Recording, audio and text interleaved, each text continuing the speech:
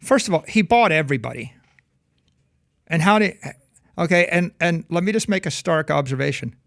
He counterfeited $10 billion in 1 year.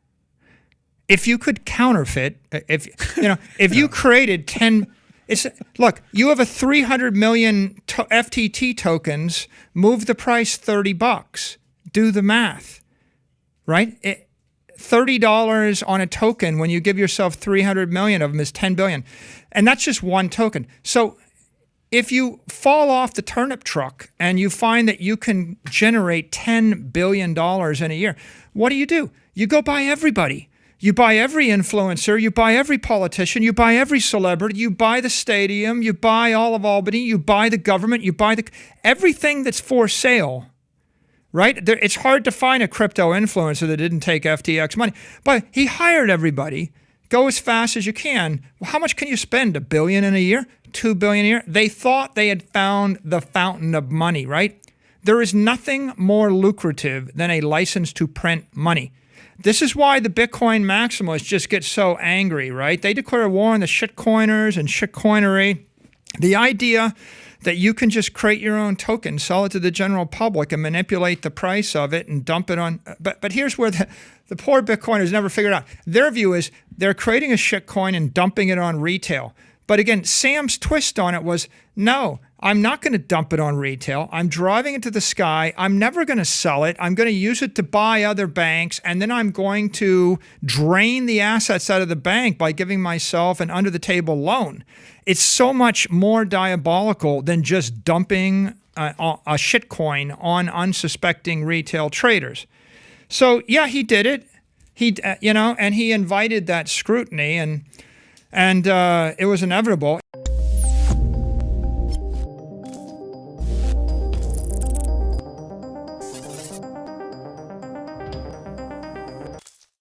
Hello and welcome to Money Talks. In today's video, MicroStrategy Executive Chairman Michael Saylor updates about the layers of evil and mismanagement behind FTX's collapse last month.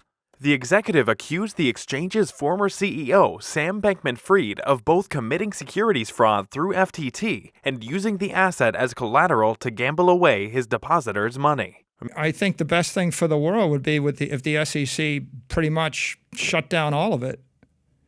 It's all unethical, right? I mean, the Bitcoin position would be Bitcoin is an ethical commodity. All of these other altcoins are unregistered securities. They're all just equity tokens issued by a company in order to get around going public, and they're committing securities fraud. Ethereum included. Of course, especially Ethereum. Ethereum's got $20 billion of ETH token locked up in the staking contract right now, and there's a couple of people that may or may not give it back to you ever. Now, isn't that the definition of investment contract? If a bank took $20 billion of your assets, froze the window and said you can't have your money back ever, maybe in the year 2024, we're not sure. We're just going to keep it. We may actually give you interest on it. We may take it all. We may slash it. That's the definition of a security, right? It's an investment of money in a common enterprise, relying upon the efforts of others and expectation of profit. The whole point is, if you want a crypto asset to be a commodity, you can't rely upon 4 engineers, a company, a CEO. If a person can make a decision, it's not a commodity anymore. The fact is, Ripple's got a company. Ethereum's got a company. Ethereum Foundation has engineers. You are literally waiting on the engineers that work for the Ethereum Foundation to write the code to give you your money back. And then you're also waiting to find out what the monetary policy will be.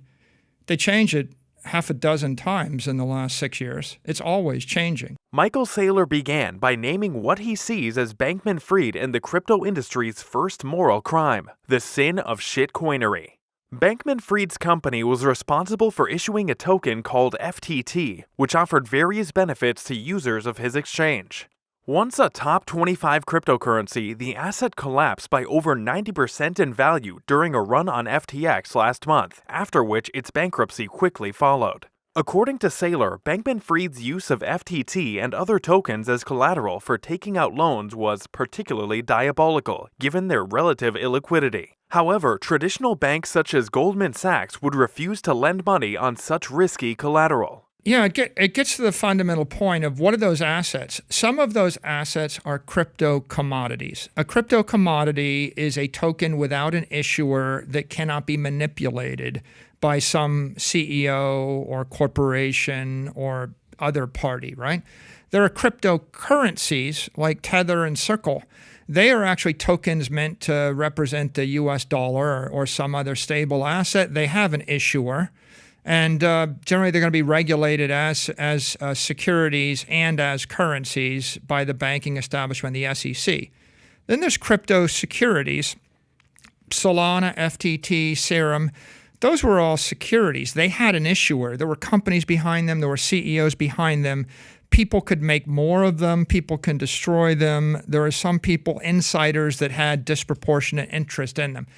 Those could only be ethically sold to the general public pursuant to a full and fair disclosure, right? This is common sense, right? If you create something and you dump it on the general population, you have an ethical obligation to tell them who made the decision, how much is there, what is your background, what's going to happen next. That's what you do when you take a company public. So coming back to this crypto issue, you had a little war between the two factions. And the right answer is, if you're selling a crypto security, it should be regulated by the SEC. If you have a crypto commodity, then it's not a security. Now the question is, what's a crypto commodity? The chair of the SEC has said the only crypto asset that's clearly a commodity is Bitcoin. The chair of the CFTC had said, as of a few months ago, the only crypto assets that are commodities are Bitcoin and Ether.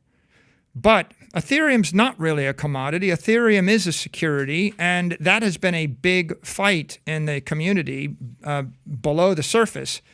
As of last Wednesday, the chair of the CFTC went to Princeton, gave a speech, and said, the only crypto asset which I deem as commodity is Bitcoin.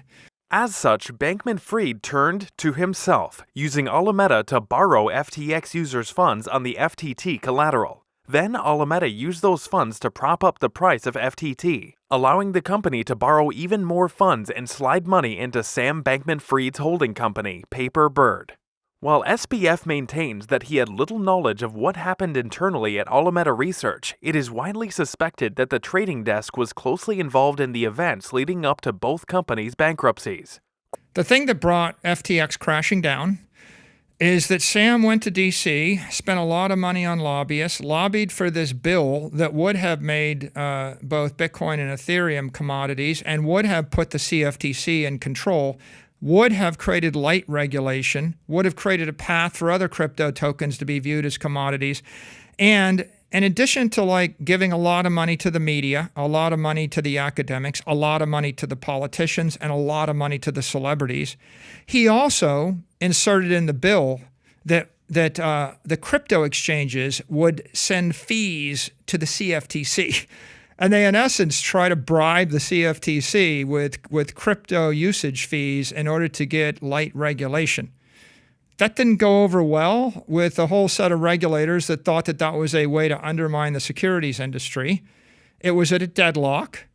That's why we haven't had any regulation, because of this deadlock between, I think, people that know better. And look, the crypto people have billions of dollars of counterfeit money. Sam alone spent billions of dollars of counterfeit stolen money. But imagine if everybody that was generating crypto tokens doing the same thing right now. And I'm not going to go into the others involved, but you can probably figure out what's going on. So, do you agree with Michael Saylor's take on Ripple RXP and Solana as unregistered securities? Tell us in the comments. Also, don't forget to like and subscribe. See you soon with the next video. Thank you so much for watching.